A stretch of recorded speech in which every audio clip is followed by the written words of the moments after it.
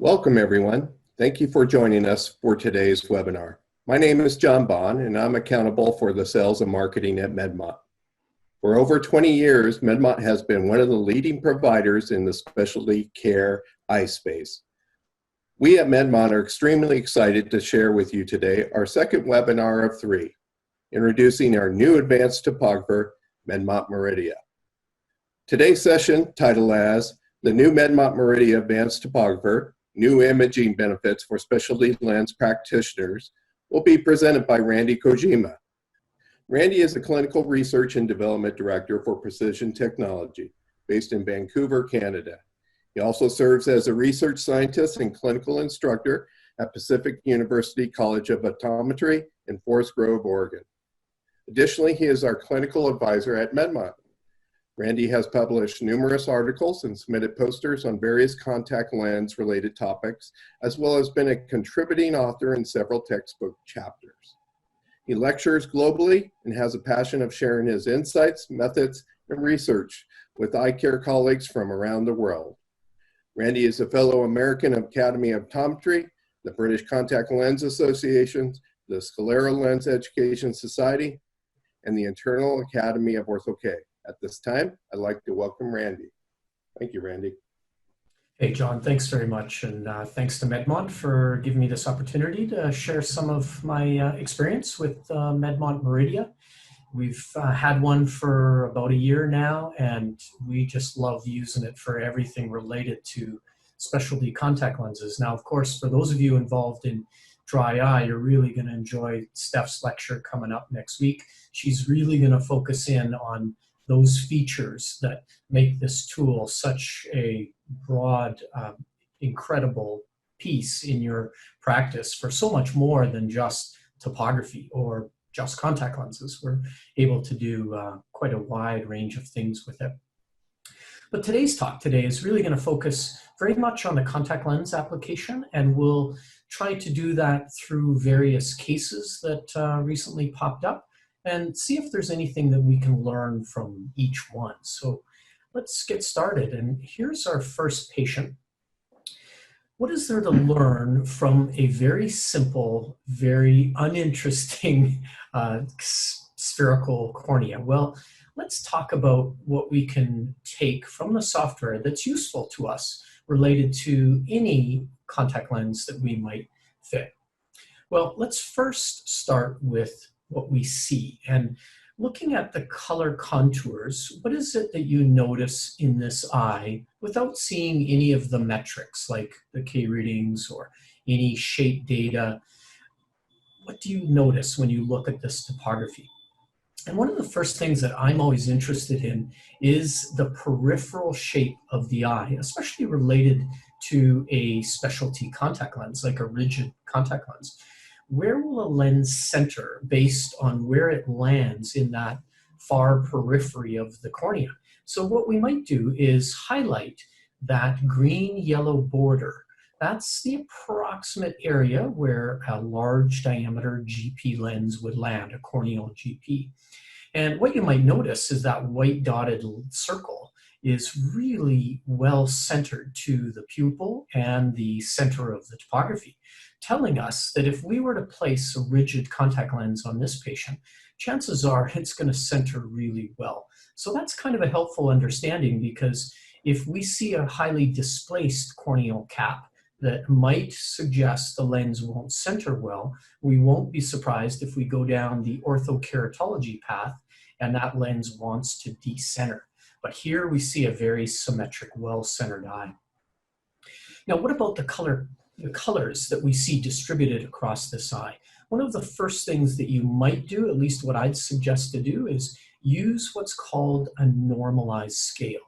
And what that does is it distributes all of the colors that you can see across this particular eye and its related radii. So for this particular patient, the most blue, or the flattest we can read, is about 35 diopters. The steepest we can read is about 44 diopters. So that's a 9 diopter distribution of power. Very normal. When we're looking at diseased eyes, it's nice to look at something very quickly to tell us, are we on the border between abnormal and diseased? Is this a patient that we should think about cross-linking as an example? So that scale range can be helpful. Another thing that obviously stands out to us is just looking at the center contours and how we're really not distributing much power within the pupil or across the center 5-6 millimeters of the cornea. It's primarily two colors. It's about a half diopter separated. So imagine correcting this patient with spherocylinder refraction. This is going to be a patient you would expect should refract to a very high level of visual acuity because the central cornea is so normal in power distribution and simple. Now, of course, K readings are that value that we always want to default to. It gives us such great perspective on the corneal astigmatism of the eye. Clearly, this is a very uninteresting spherical cornea, median radii of 4350, so nothing crazy interesting there. But when we go to the eccentricity of the eye, it gets kind of more interesting on this case. We have a flat E of 0.65, meaning the cornea has a normal rate of flattening from center to periphery. Now, so what? Why do we care about the eccentricity of the eye? If we're thinking about corneal GP lenses, the higher the eccentricity is, the more the cornea flattens. So in corneal GP worlds, you would be thinking, I'm probably going to need a flatter peripheral curve system if my E value is much higher than the norm of about 0.65. Conversely, if you had an E value of, let's say, 0.45, much lower than the average, then you know the cornea has a lower rate of flattening, and therefore you may need a steeper peripheral curve system with your rigid contact lenses. And Ortho-K is another good example where maybe we need higher edge lift or lower edge lift based on whether the E value is median, high, or low. Now, related to Ortho-K, another thing that we can consider in eccentricity is we find that corneas that are higher E value tend to respond better in orthokeratology. Eyes that are lower in E value tend to respond poor in Ortho-K. So if you're trying to get an 8 diopter effect out of a eccentricity of eye that's 0.3, probably not going to happen. If you're dealing with a high eccentricity eye like 0.7, 0.8, and you need an 8 diopter effect, then you got a much better chance of being able to achieve success. Now, when you compare the flat and steep E, you'll notice 0.65 versus 0.53. They are very similar rate of flattenings between the two principal meridians. And that tells you that around the peripheral cornea, there's not a huge difference in height. And therefore, a symmetric, maybe spherical landing is more likely to work for this eye. In other words, we probably don't need a toric or asymmetric landing. Now, another thing that we can look at are the disease detection indices. And obviously in this eye, nothing interesting to learn here, but when you see the disease detection indices light up in green, you know it's normal. When Medmont tells you they're yellow, they're suspect, they're nearing that threshold of abnormal. If you see them yellow, then you know that that's a patient over the threshold of abnormal and one that we should be looking at following in a more significant way, especially if it's a young patient and we're thinking about the possibility of cross-linking. What else could we look at? The pupil width is a helpful number. What if this is a patient that we want to fit with multifocal contact lenses? If we have a pupil size this big and an add power that kicks in at 4 millimeters, how are we ever going to provide this patient with the multifocality? If we're fitting this patient with orthokeratology and we have a 2.7 millimeter pupil and we need the aberrations and the defocus to kick in at around 4 millimeters, 5 millimeters, 6 millimeters, then we're not going to get the patient into that aberration or defocus that we need to slow down eye growth. So here, pupil size can be helpful to give us some guidance, especially when we're dealing with any kind of multifocality. Now, the sagittal differential is one of those numbers that whenever I'm using rigid contact lenses, I'm really interested in what that is. And because it tells us when do we need toric and when do we need a symmetric landing. And the threshold is about 30 microns. So whenever you see your sagittal differential at 8 millimeters, when it's 30 microns or greater, you're thinking about a toric rigid contact lens, whether it's corneal GP, single vision, multifocal, or orthokeratology. Now, another thing that the Medmont does that's really helpful related to specialty contact lenses is the estimated height attribute. And what this does is it's taken research that our team at Pacific University has done to understand the peripheral corneal shape. We can take the depth of the cornea and the peripheral the angle of the eye to predict the anterior chamber depth for scleral lenses. So in this case, I have the estimated height chord set at 15 millimeters. You can see that right here. And that is because the scleral lens I use is a 16.5 diameter lens that lands at 15 millimeters diameter. Its sagittal depth is determined at that 15 millimeter diameter. So if I want to choose the initial scleral lens based on the appropriate sagittal depth, then I set the chord here for the diameter of my scleral lens height measurement, and then the software will calculate for me across the 0-180 meridian, the 150, 330, and the 30-210 meridian, the height that it's coming up with. And you notice that it's estimating the sagittal depth of the anterior segment across 0-180 is about 3,650 microns. The highest number across the 30-210 meridian, about 3,750 microns. So somewhere around a 3,700 micron height is this cornea, and that you would add your fluid layer, and that would tell you the sagittal depth of scleral lens that you should pull out of the set.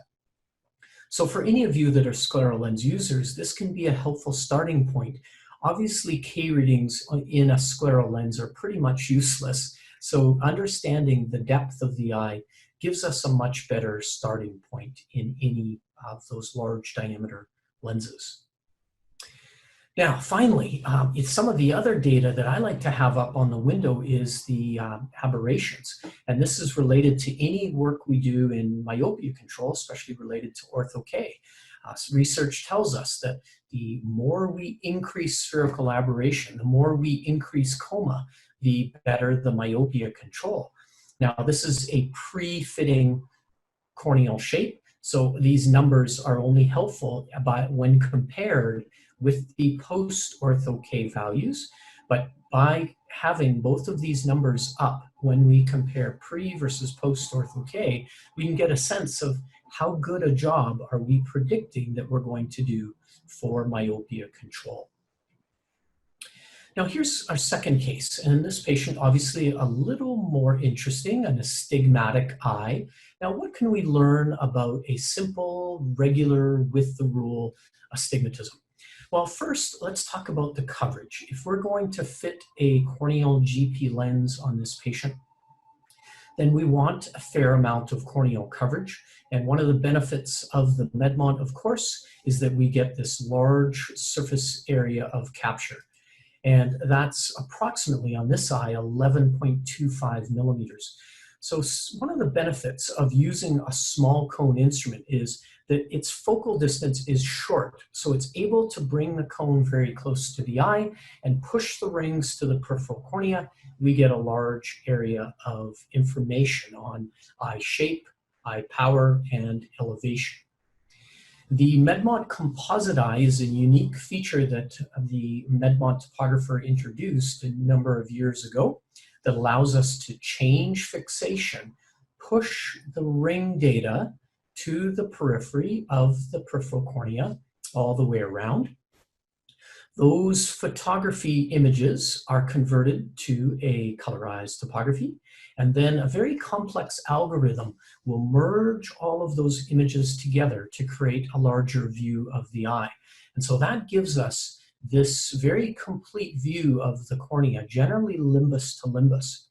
Now imagine, related to scleral lens fitting, if you're trying to predict the peripheral corneal angle and how that angle runs through the limbus and into the sclera and can help us to predict the initial scleral lens depth, then having a composite map is highly valuable because it's going to do a better job of predicting this angle that forms in the peripheral cornea that tends to run into the limbus, well into the sclera, and it gives us a very good idea of the depth of scleral lens that we need. So a very helpful capture option. Now that's scleral for a huge lens, but think about it just for corneal GPs. What's your normal corneal GP diameter today? You know, how many of us are still using 9.2 or 9.5 diameter lenses? Today's corneal GP is 10.5 is a median diameter of lens. In orthokeratology, they're typically more like 10.6 to 11 millimeters. So having this large area of information gives us better prediction of the initial lens parameters. And in my opinion, the reason to get a Medmont related to specialty contact lenses is to have that information so that we have very accurate initial calculations of our specialty lenses.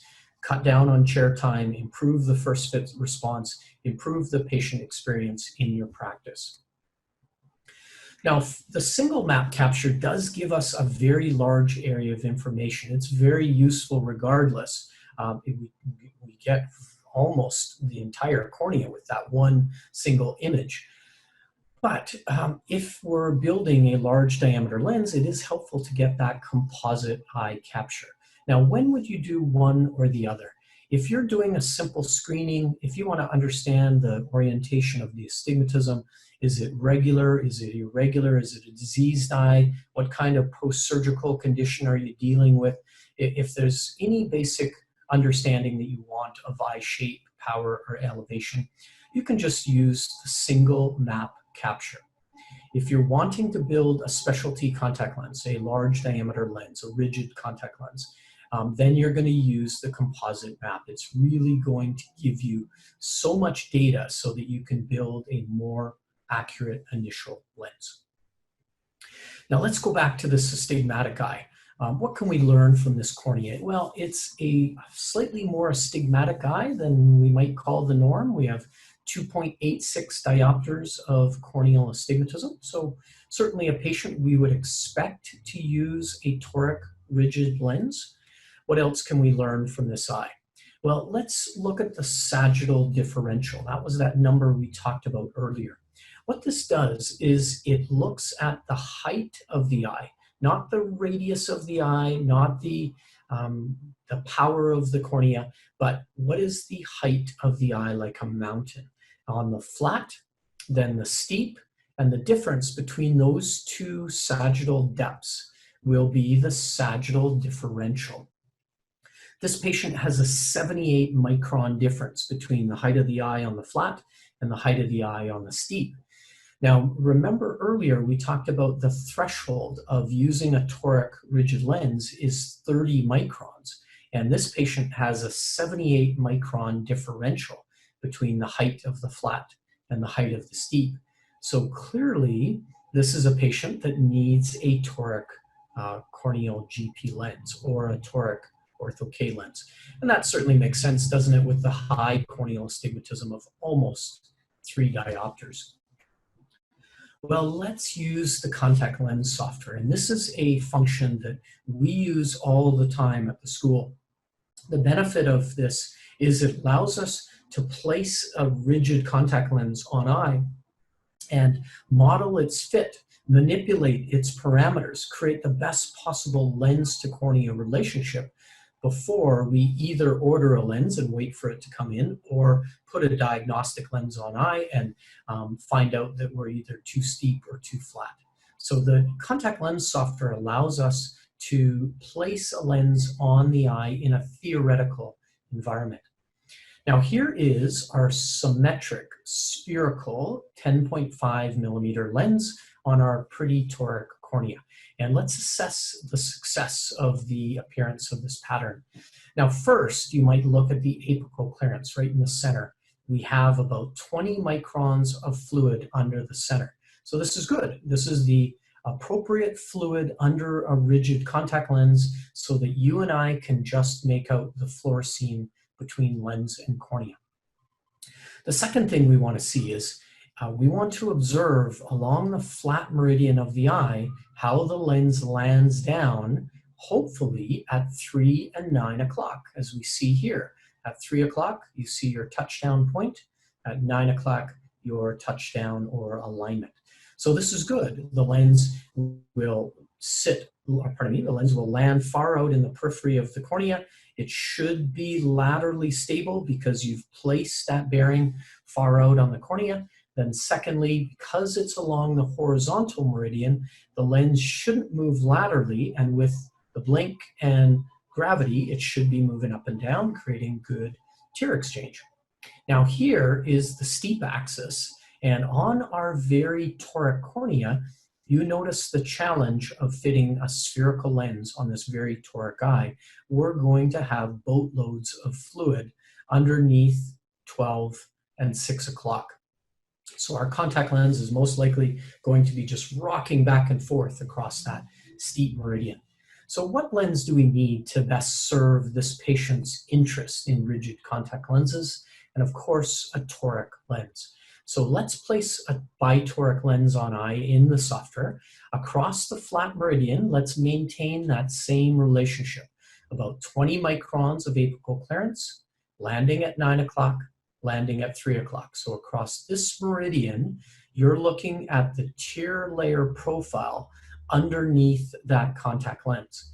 Now, when we switch to the steep axis and using a toric lens that has a much steeper, a much deeper vertical meridian, we now create a lens that has a relationship that's more even all the way across. Notice 20 microns at the optic zone junction here, and a little under 20 microns at the optic zone junction here. So now our contact lens doesn't have all that fluid and all that depth that it can rock back and forth against the cornea. We should create a more stable fit. And here's the lens that we ordered and placed on eye based on the Medmont contact lens software. And this is the Medmont Meridia imaging using the cobalt light in the software. And this allows us to now use the instrument like a slit lamp, but also as a tool to take an image or to take a video that we can document the fit or that we can share with the lab if we feel that modifications are necessary. One thing that you'll notice is that the way the Meridia illuminates its both white light, the cobalt, and the Myopia is you get this really beautiful illumination across the entire field. So you don't have that slit lamp-like one single source or angle of light illumination. You really get a beautiful illumination across the entire field. So it's really an exceptional imaging device. And like I say, a really good topographer. It just also does really good imaging as well. Now, one of the benefits that I think is maybe most significant to practitioners who aren't very experienced with building specialty contact lenses, it's kind of nice to collect the information and be able to share it digitally with the lab so that they can construct the appropriate lens from that information. Or in this case, if we've had a starting point in the lens, now I can send the topography and the fluorescein video or images to the lab. I just highlight the data I want to send. It creates that one single export file you see here, and then we email it off to our lab consultant and they can assist. Now imagine trying to share a PDF of your values, of your images or your outcomes. Of course, that two-dimensional copy really doesn't give much in understanding what's happening with the topography, what's happening with the floor scene.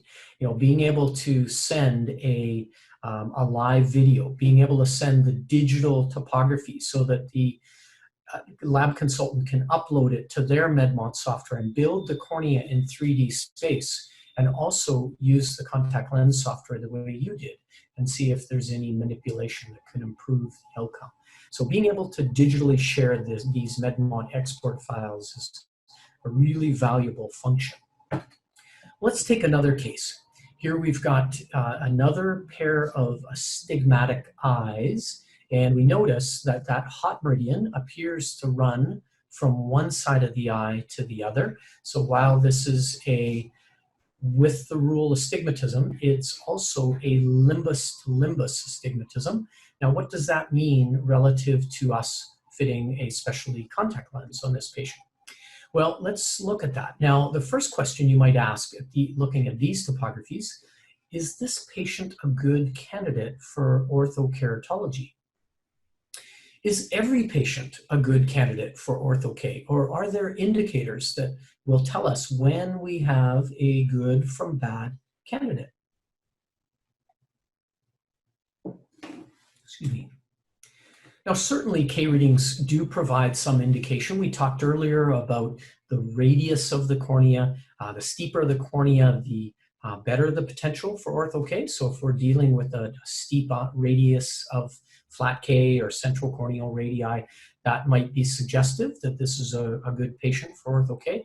If we had a 40 diopter cornea and a -6 RX, it might be tougher to get that 6 diopters of refractive change. So here we see a pretty median cornea, 43/50 on the one eye, 43 on the other. We look at the astigmatism, 1.5 diopters on the right and 2.5 on the left. Certainly the right eye is within a very predictive and easy range. Left eye is certainly doable, but you know that it will be slightly tougher as a higher astigmatism in ortho-K. Remember, we talked about eccentricity. That is the rate of corneal flattening from the center of the eye to the periphery.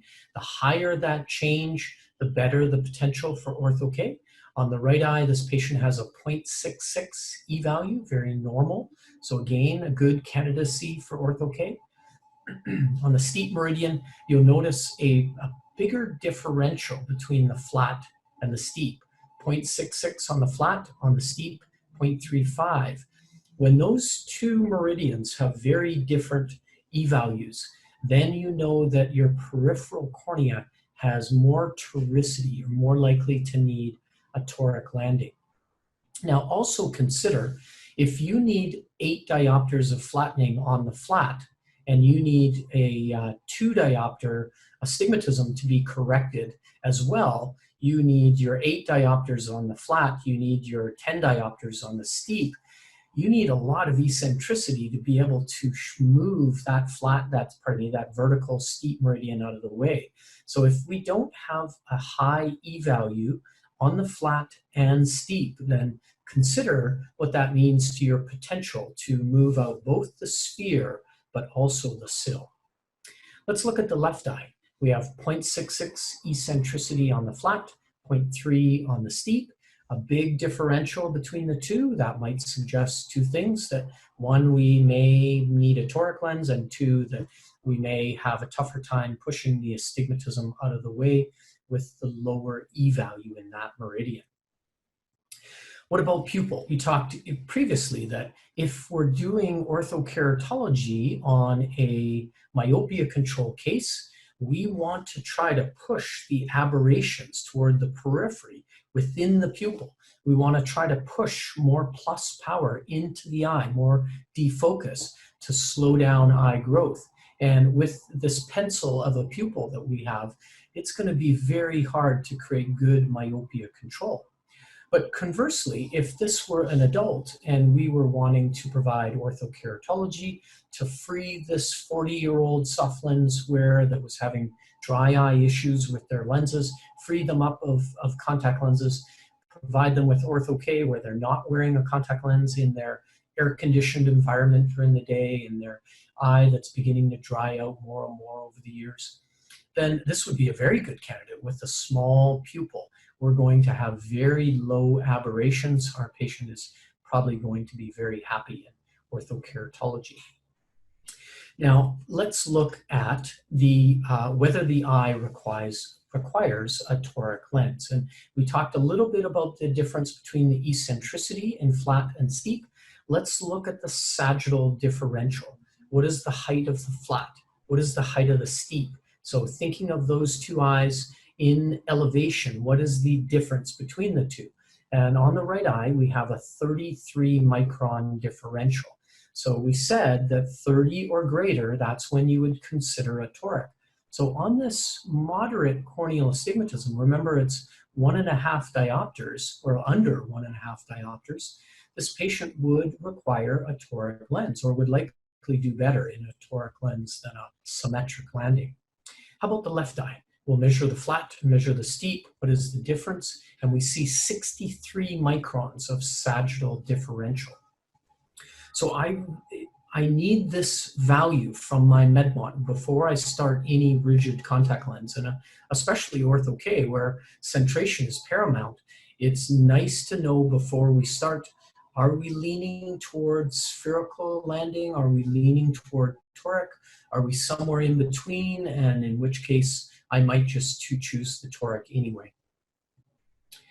So basically, on pre-fitting orthokeratology, everything you need is within that window. All the information is there for you to get an idea of, is this a good or bad candidate for Ortho-K? Now that's the metrics. What if we look at the topography itself? When you look at this map, does this tell you that this is a good patient for Ortho-K or not? And I want you to look at the corneal displacement. Look at how the contours change from center to periphery. Imagine where a rigid contact lens is going to find its alignment on the peripheral cornea. And is that peripheral cornea centered to the pupil or the visual axis? So let's draw a couple circles around that green-yellow border that we see in the periphery. And you will notice in both eyes, we have a fairly displaced corneal cap, let's call it, in relationship to the pupil and the visual axis. So that tells us before we start that centration for this patient may be a challenge. When that lens goes on eye and it finds its equilibrium, because we have a slightly displaced cornea, that lens will similarly follow that displacement. Now this is an axial map. We could also use the tangential map to see that same displacement. But the elevation map does tell a very key story here. You know that red is where the elevation of the eye is very high.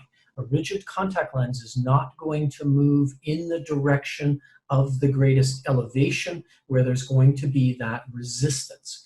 It's going to move where the elevation is the lowest, toward the lowest point on the cornea, where it has the least resistance. So when we look at these two eyes, in terms of the elevation map, one would expect our contact lenses to want to ride temporal away from the red and ride inferior toward the lowest point of elevation on the eye. So I don't think, looking at both the axial and the elevation map, that we're going to have perfectly centered bullseyes. And that's helpful to know before we start, because we won't be trying to modify the lens or creating multiple visits to the office trying to improve the centration when really the lens has found its equilibrium on this eye, and we're not going to be able to change what's there. Now, a question, as we begin to start Ortho-K, how do we build a lens for this patient? What would be the method that you would use to construct an Ortho-K lens? Well, let's use something called the ideal eye.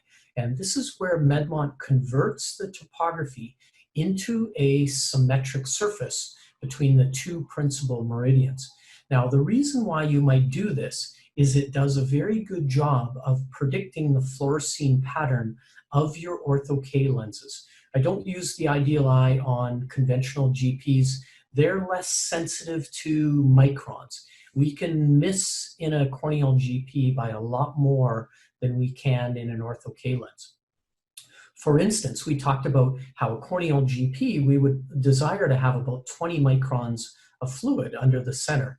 In an Ortho-K lens, how much fluid do you target in any rigid, any reverse geometry Ortho-K lens? And that's typically around 7 microns of fluid under the center. So we don't want to miss by too much, or we risk the contact lens coming into touch with the eye.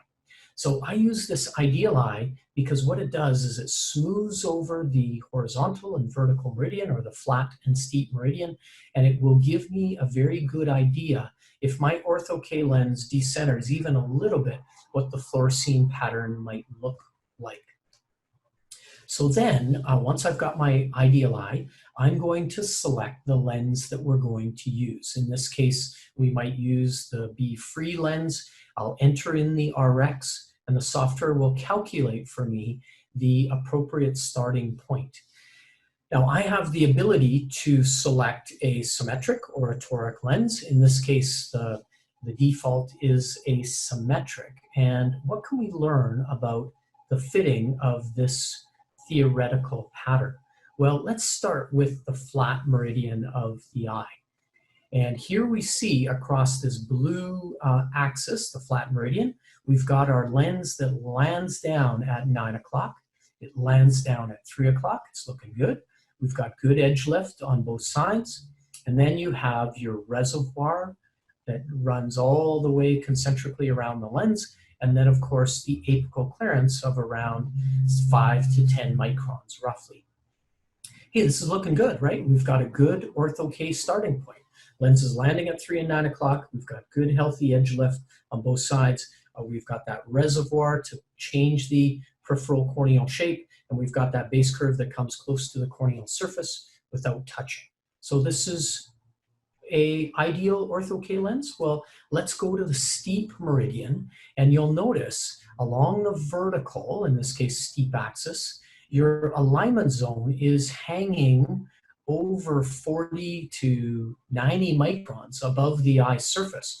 So where we want our contact lens to be near to in alignment, that lens is hanging so far off the cornea that a centered fit, a lens that's stable, is unlikely. A lens that's comfortable is unlikely. And a lens that will produce the hydraulic force is also not expected from this kind of relationship.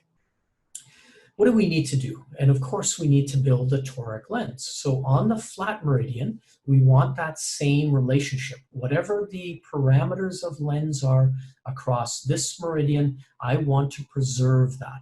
Whereas on the steep meridian, I want to completely alter the reverse curve of the lens. I want to completely alter the alignment zone and the periphery of the lens to create an appropriate vertical meridian relationship. Now, how hard was it for me to do this? Did I need a bunch of expertise in the Medmont software? And basically, this is how simple it was. I selected the lens design I wanted to use.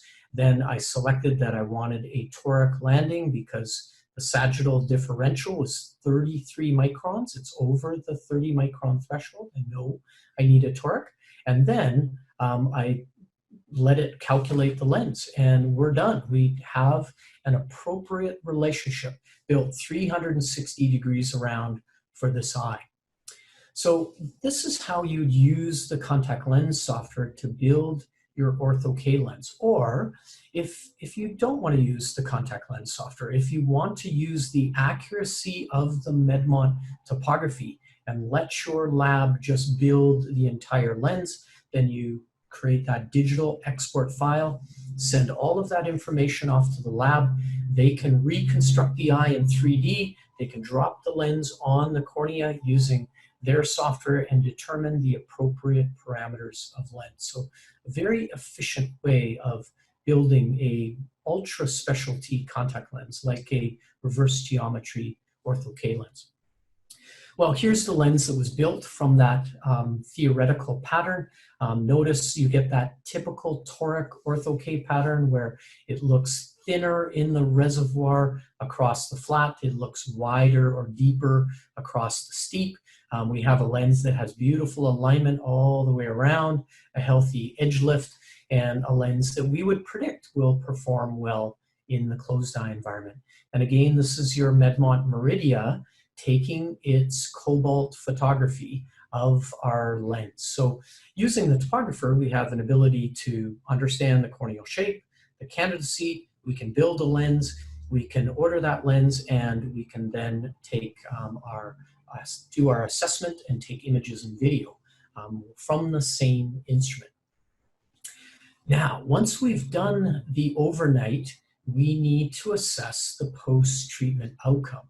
And how did we do? And I picked for you the tougher left eye that has the 2.5 diopters of corneal astigmatism, the limbus to limbus corneal sill, the high horizontal E value, the lower vertical E value. Let's see what happened with the fit. Now, one of the first things you might look at is you can click your cursor in the center and you can see the refractive change that was created. 1.25 diopters after this one night of treatment. So if we were hoping for 3 diopters of effect as an example, we wouldn't be surprised that we're under-correcting after one night of Ortho-K. We obviously know we need a week for full effect. What else can we learn? We could look at the position of the blue treatment zone in relationship to the pupil. So the axial tells us the refractive change, it tells us the treatment zone position, it tells us the treatment zone size. And we'll talk in a second about how it can tell us something about the myopia controlling effect. Well, it's looking like our lens is riding down and out on this left eye. Now, is that as good as it's going to get? And we said, looking at the baseline topography, that the contours are all pulled temporal inferior. The elevation map told us that we had an incredibly high point on the nasal side and incredibly low point on the temporal side, driving that lens down and out. So this is likely as good as it gets for this patient. If this person were 20 happy, I would not worry about the fact that this is really a inferior temporal displacement of this outcome. I'm thinking this is as good as it gets. Now, could we try to modify it? Of course. We could flatten the alignment zone to bring the lens up to create less of what you see as a frowny face topographical outcome. If we thought the lens wasn't laterally centering well, we could fit a larger diameter or fit a tighter alignment zone to see if we can bring it more onto lateral center. But if we try that and it doesn't change the fit or sends the fit in the wrong direction, you know that this was as good as it gets. Now I just want to focus in for a second. Here's your pupil. Right in the center of your pupil is your visual axis, your focal point for the patient. Now look at the blue treatment zone, that yellow dotted line. Notice how decentered it is in relationship with the pupil. Then you get a really good idea from this, the axial map, where your treatment zone is in relationship to what you like as the visual axis or the pupil centration. So axial is for visual cues. The tangential tells you where the lens was in the closed eye environment. And we do that by, again, looking at where the pupil is in relationship to this red ring. This yellow is defining where the red ring of the paracentral steepening is on the epithelium. And that's created by the reservoir, the suction force of the lens. That creates this ridge that you see here. Now there's another ring that we can look at in Ortho-K post-treatment, and that's the blue ring. This is where the lens touches down on the eye surface, creates its alignment with the peripheral cornea. So we can tell by the red ring and the blue on the tangential map where our contact lens is centering in the closed eye environment. And again, riding down and out, most likely because the corneal cap is displaced down and out, and the elevation map is telling you that it's going to resist going nasal, and its path of least resistance is inferior. So inferior temporal is probably where it's going to go. Now we could look at the astigmatism pre-treatment and post-treatment, and you see this 2.5 diopter pre-treatment corneal cylinder was not pushed out of the way post-treatment. We have 1.84 diopters of corneal cyl. Now this was only one night. We need more days of effect to see what happens here.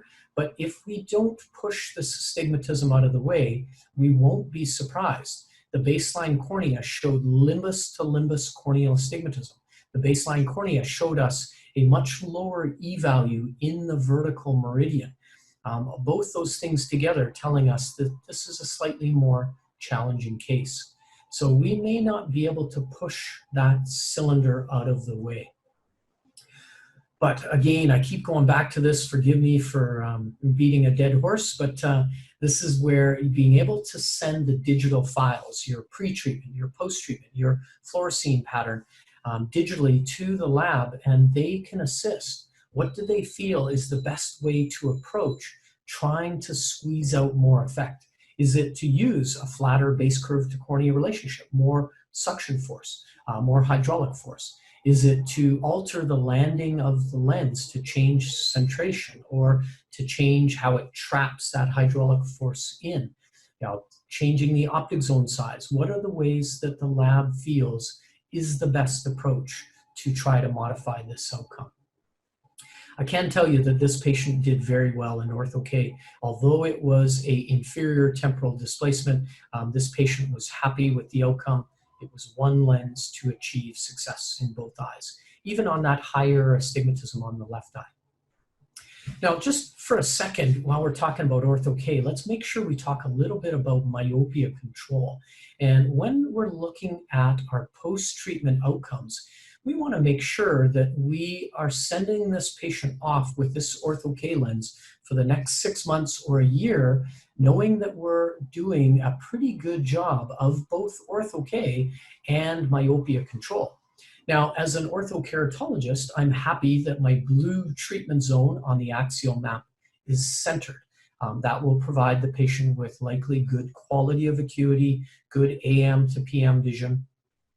Now, is this good myopia control? And what you might look at is here in the center, the most minus is down here on the graph. That's where we create our foveal correction. And we want that change to be equivalent or slightly higher than the refractive change. So in this case, we have a 3.09 diopter RX change very close to the center, and that's creating a appropriate refractive change for this patient if we're a 3 diopter myope. However, when you look at the periphery, as we move away from center, you notice that that effect is lost very quickly, and we're going down to a much lower power as we reach this dark gray area. That's the pupil. This dark gray is the pupil that Medmont is defining.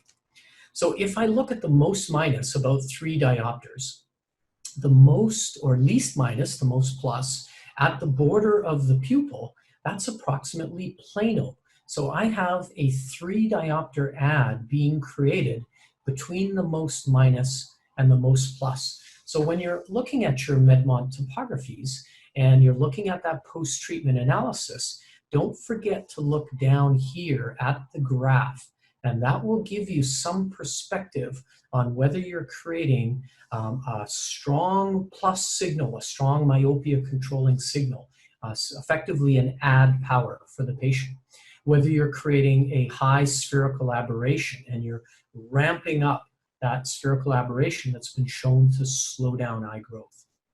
Another way that you could look at it is if this is a little bit confusing, you might find looking at the numeric meridian map as another way in your Medmont you can assess the myopia controlling effect.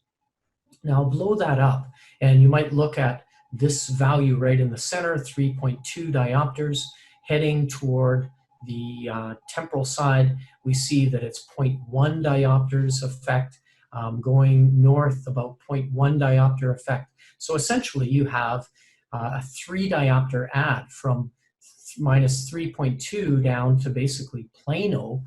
We're creating this huge add power from center to periphery. Not the same value heading toward the, sorry, this is the temporal side here. We've got maybe 1 diopters effect. So going from minus 3.2 down to minus 1 is a 2.25 add. Now, if we think about this related to soft lenses, what's a soft multifocal lens supposed to do in myopia control?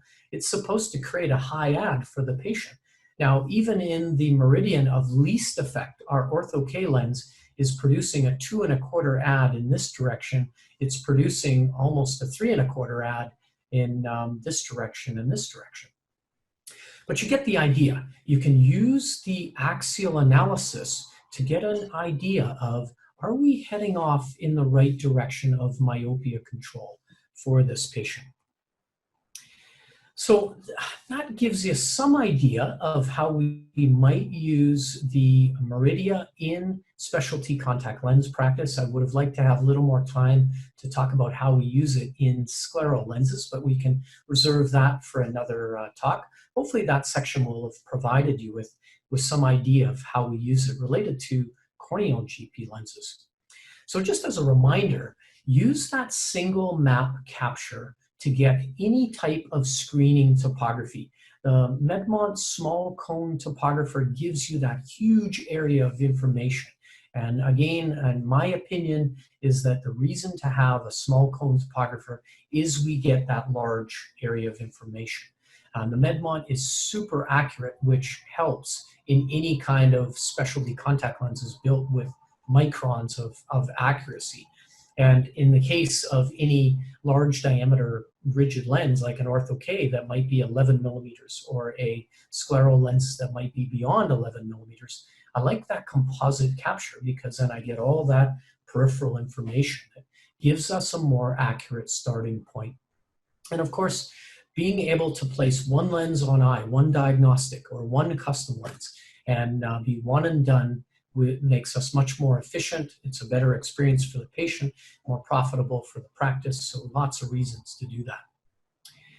Now, as far as the photography is concerned, the white light imaging, as you can see in this image, gives us this really beautiful illumination of the entire field. And then another thing that you get from your Medmont Meridia is this wonderful depth of field as well. So the camera and the system that Medmont has used to build this instrument for imaging either cobalt or white light is really awesome. I had one practitioner from a university say to me that I just spent $50,000 on a wicked good slit lamp camera system, and I could have got a Meridia instead, and I would have a corneal topographer and a great imaging device. Because of that illumination, you're able to also take images of both the lid margin, the lashes. You really get awesome imagery, not just of the cornea. And the white light photography is great for all of your contact lenses, soft included. In this case, we have a scleral lens with a bubble underneath it, and we notice those markers used to determine whether we have the right diameter. And because the markers are falling within the visible iris in some places, I can email this image off to the lab and ask them to resize this lens appropriate for this particular eye. Then, of course, in the fluorescein analysis and video, then we've got a tool that we can both document, we can analyze, and we can share with the lab. So a really great tool. Again, notice the illumination across the entire field. It's really not this one axis that you get good illumination, and there isn't any shadowing that we often see, especially in our scleral lenses. So the Meridia does a really great job. In your Ortho K lenses, we probably need this kind of imaging the most, where we're trying to create those finite little changes to create the perfect outcome. being able to, again, share this with the lab is a valuable tool. Now, the Meridia is not just a topographer using those Placido rings. We can do some things related to dry eye analysis. We can analyze the surface fluid rather than the eye shape. And that gives us the ability to do non-invasive tear film breakup time testing and to understand the entire, or virtually the entire cornea and the surface quality of that reflection. So this topography tool that also does imaging is also a dry eye tool. And I know Stephanie Wu is going to go over that in next week's session, so I won't spend a great deal of time on it. You can also do tear meniscus height imaging, which again is helpful when you're building your dry eye analysis for this eye. Myopography, another imaging option that the Meridia provides using that infrared light. And again, we get this wonderful imaging across the entire surface of the meibomian glands. Then, if we take all of that imaging together and put it together with grading scales, there's the option within the Medmont Meridia to assess your grading scales based on the Efron scale or the Brian Holden Vision Institute scale. So you've got some flexibility within the software itself in building your dry eye report. So you would select all of the images that you want to use to compile in your report. That can be done super easily with the thumbnails. Then you enter in the data that you feel that you're dealing with. Is my tear film breakup time X amount of seconds? I enter it in here. The software will tell us yellow being somewhere in between suspect of dry eye, red obviously being where we're over the threshold or feel that this is a very strong indicator of dry eye, and green where we have normal values.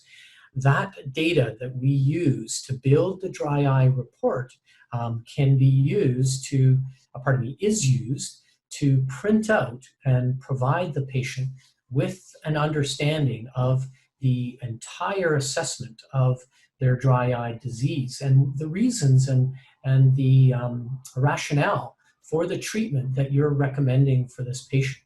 So a really valuable tool as a whole. And I'm excited for Stephanie's talk next week to learn how she uses it in her both dry eye and specialty contact lens practice. Now finally, field of view, you'll notice for both the topography, the white light, the fluorescein, the myopography is really an awesome diameter. And then of course we have this high res image that we can zoom in and zoom out of to assess areas that we really want to focus in on. So a really impressive camera that's being used in this instrument. So you really have this incredible tool in Medmont Meridia where you have possibly the best corneal topographer, certainly based on the comparison of the E300 versus the Meridia. The data is the same, and we know the E300 was a really awesomely accurate instrument. So for building of your specialty contact lenses, this should be the most accurate and efficient tool that we could possibly use to build lenses. We've got a tool that does dry eye assessment. We've got a tool that images our fluorescein of lenses or of the eye, the naked eye by itself. Is there staining on the ocular surface? Is there staining on the conj? So, wow, what a tool this is, and we just love our Medmont Meridia at the school and at the research center. Hey, so thank you everybody for logging in to be with us. I hope that this session has had value. I'm going to pass this off to John to explain to us what's coming up in the next session with Stephanie Wu. So again, thank you everybody. John? Thank you, Randy. This completes our second webinar out of a series of 3. And as Randy has indicated, Stephanie Wu will be with us next week. I'd just like to thank you, Randy, and thank you, audience, for your time and attention tonight.